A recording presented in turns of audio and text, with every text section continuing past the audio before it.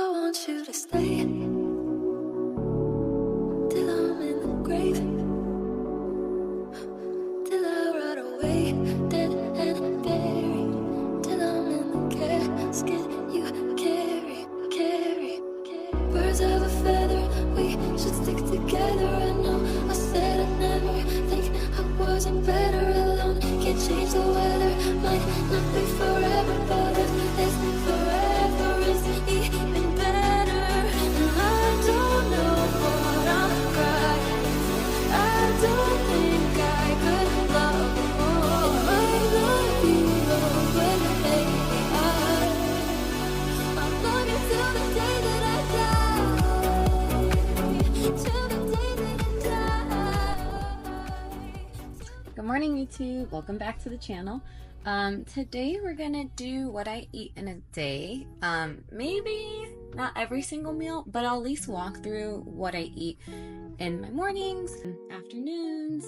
And today's Thursday, working from home, so I make a lot of my food. Just wanted to bring you guys along. So let's get going.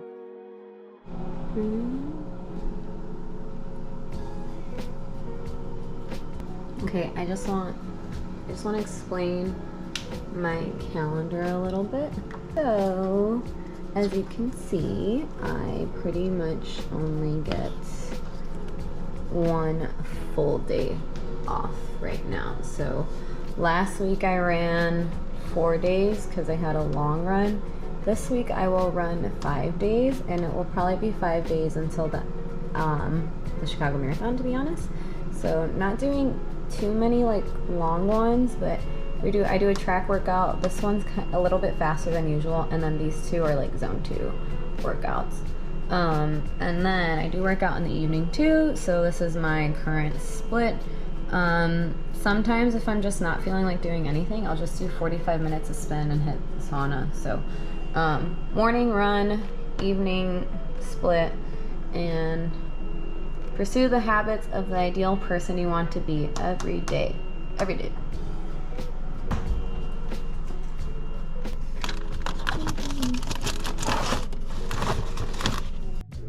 Alright, first things first, I actually want to walk you guys through my vitamin cabinet, which is actually very chaotic at the moment. Look at this. All these guys, some I do take still, some I do not. So let's just walk through them. Firstly, I'm also going to put them in these little containers. I set about 4 or 5 at a time because I do take a lot of the things and I just hate taking them one by one. So it's kind of like just grab and go, get it ready. And one thing that I like to say is, what is it? The saying's like, if you don't prepare, prepare to fail, or whatever. If you fail to prepare, prepare to fail. If you fail to prepare, prepare to fail. Okay, I love that line. And that goes with, planning ahead. I'm such a planner, but specifically just with vitamins. If I don't have these readily available, I get really lazy about just kind of making sure I actually take my vitamins. Let's start from the top. First one's first, calcium. I've been taking calcium since I broke my foot, and I will never stop. So calcium is something we do not produce naturally, so it's really good to have a supplement. And I think once you turn 30, that's when your bone density actually starts to decline. So it's really important to take a supplement. Fiber gummies. I have high cholesterol. I'm pretty sure it's hereditary. No, not hereditary, genetic. It's genetic, which I think is very different than, I did not inherit high cholesterol. It's just, I come from a Cuban Mexican family that does not eat very well. And I did not eat very well growing up either. And I still don't eat very well to begin with. So, yes. Fiber helps with obviously making you regular. Also, fiber is what latches onto cholesterol that's in your arteries and helps to break it down so that it can process through your body. I know, lots of fun stuff. CoQ10. I actually love CoQ10. CoQ10 is for heart health. I told my parents to get this. I told my sister to get this. But my trainer, Dred, from the first video, which you didn't see him, but you may see him in the future, added this to my diet when I was Ironman training. And dude, it's just so good for you. It's just one big one. Yeah, it's pretty freaking big a day. But, you know, take care of your heart. Heart disease is one of the leading causes of mortality in the States. So, get on it. The next one, omegas. So, I actually love omegas because it's heart health, brain health, immune system, also really good for high cholesterol. But what you need to do is pay attention to, I don't know if you can see it, the division between EPA and DHA. So this one's actually not a good one. Well, it's not the worst one. There is a better one. I think it's Nordic Naturals, which is actually a pretty good brand. The other one, I don't remember the brand, but what you're supposed to do is find one that has a higher, I believe it's DHA. Do not quote me. Consult your doctor before confirming this. And then the combined milligram of omega-3s, you kind of want it to be closer to 2,000. This one's only 1,280. I really forgot what the difference was, but pretty much is like there's a good omega and there's like a not as good omega, and they're both good. You just want the DHA to be higher. So yeah, I was taking one before. Damn, I wish I knew the name of it, but if I find it, I will add it in there. Theranatal prenatal. No, I am not trying to get pregnant, but prenatal multivitamins are pretty much like the best multivitamin a woman can take. I mean, it just makes sense. And my sister recommended these to me because she said her hair had been growing like crazy. It's got a ton of freaking ingredients in here, or I guess vitamins. So I really want my hair, I don't want my hair to grow long. I have a problem right now with my hair is thinning. It's been thinning since as long as I can remember, but now it actually is starting to be concerning because you can like see it, and I don't want to be bald. Dang. Okay, this one's actually my first favorite. Turmeric and ginger with bioprin. So turmeric is great for inflammation, and that's just not like I don't know, your skin. It's like everything. So joints, brain health, and heart. You get it with bioprin. Bioprin is pretty much like, I think it's black pepper, and it helps the turmeric absorb into the body. You have to take 3 once a day.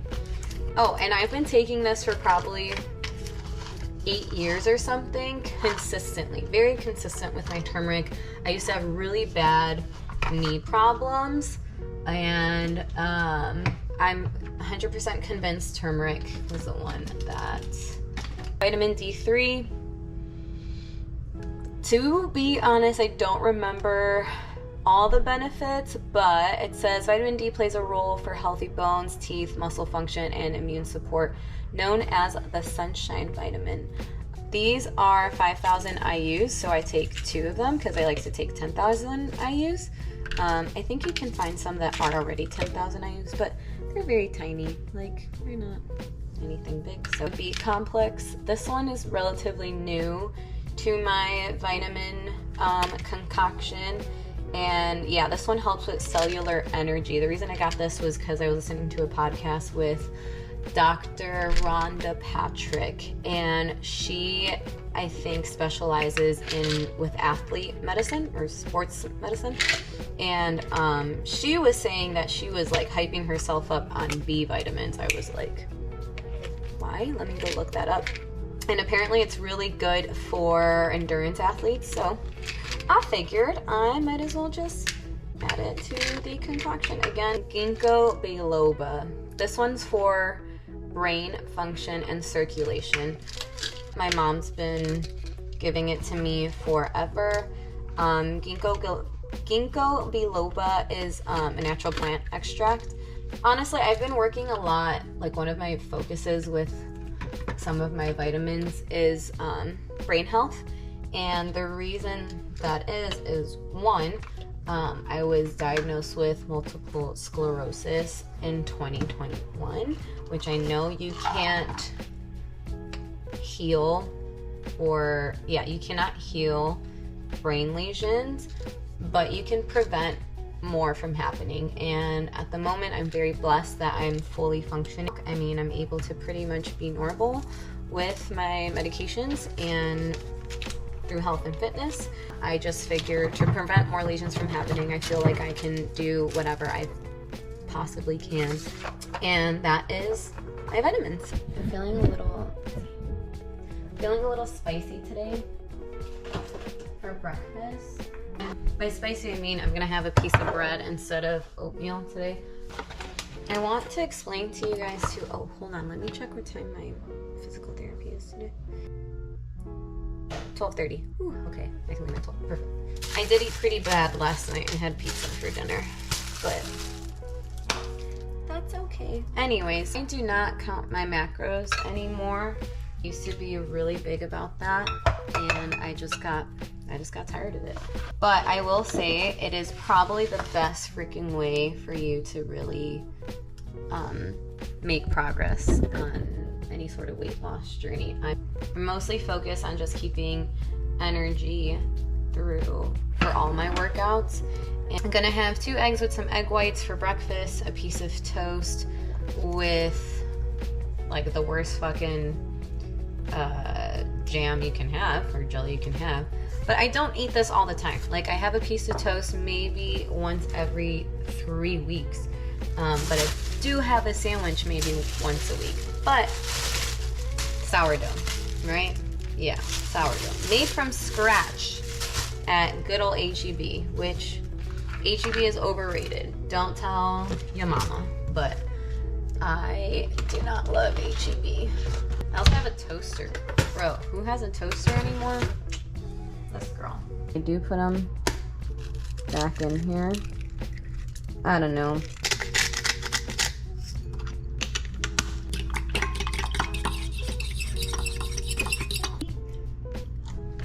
I know counting your macros isn't necessarily for everybody, but I do think it's a really great way to understand what kind of food or how different foods affect your body, right? Like, I know I'm not supposed to eat a lot of carbs, but I love them. And I'm at the point where I don't really want to cut them out. But most of the carbs I eat, I will say, during the week are pretty healthy. So it's just like rice, potatoes. In the meantime, I want to go over like kind of what I do during the week. And when it comes to food, so I mean on days when I go to the office, not during the week. So when I go to the office, if you fail to plan, if you fail to prepare, prepare to fail. I don't even know my own fucking, anyways. So when it comes to work, I buy everything pretty much, like, I try to cut as many corners, healthy corners, as I possibly can. With that said, I usually buy a rotisserie chicken from Costco, which is not here. H-E-B also has them, but Costco's just tastes different, and it's only $5. It's crazy. I buy lettuce, and I'll make either like a lettuce wrap. They also have like these wraps at Costco that are really good. I can tell you what they're called. I use Instacart because Costco's a little far away from me. Excuse me, ma'am. I'm trying to have a conversation. Stop it. Daisy wants huevito. Damascus Bakery flax roll-ups. They're like 100 calories, I think, a roll. And then I toss it with lettuce, my chicken, some dressing, Parmesan cheese, and then these bomb croutons from Trader Joe's. They're rosemary croissant croutons. I just crumble a couple of them because they're really big.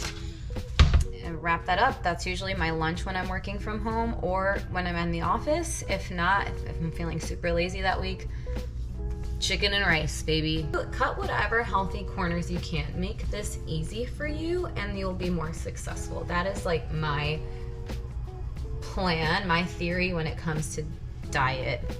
These are also really good. I'll keep one of these. This is usually what I eat for dinner if I'm not that hungry.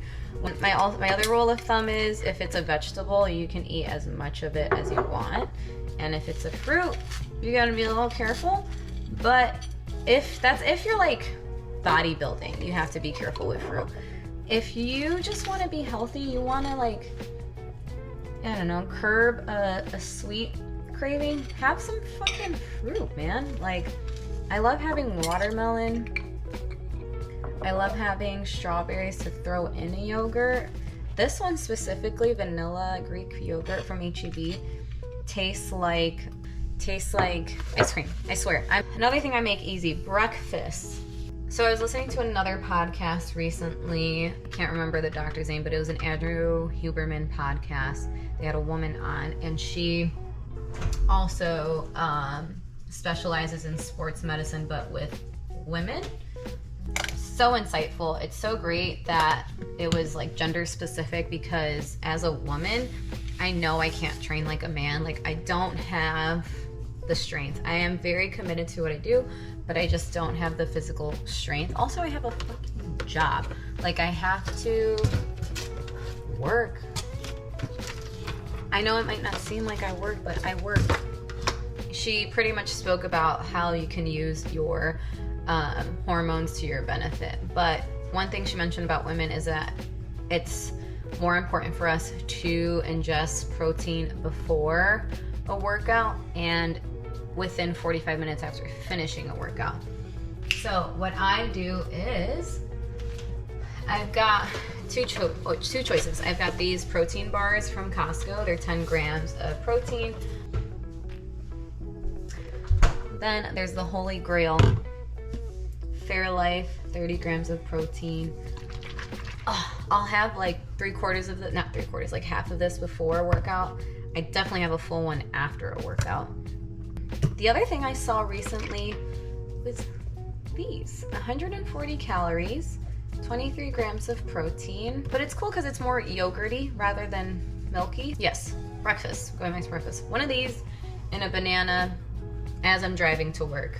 And then I have my lunch at noon, but it's actually a breakfast. I get these from Costco, these hard-boiled eggs. I eat 2 of them with dulce de leche oatmeal, and I'll have some strawberries with it. So that is my lunch. My lunch, again, when I'm in the office, just chicken and rice or the big lettuce wrap. Sorry, I know. Excuse me.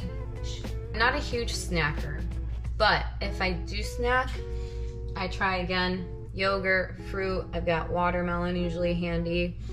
Popcorn is a really good snack. At around 3 p.m. I have my lunch, which gives me enough time for my food to digest before I go into my evening workout at like 6:37, right?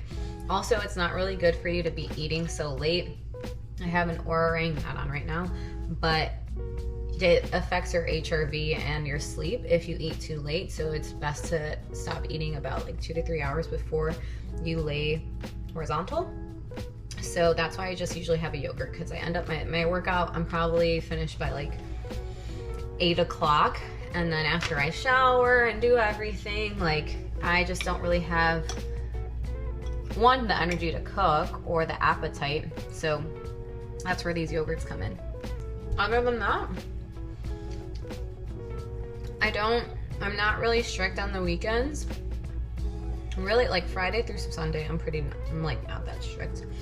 At least for dinner Friday, I usually do something fun, or something carb heavy for my long run. And then on Saturdays, I mean, I usually run 10 miles plus, so I do whatever. I drink a lot of electrolytes.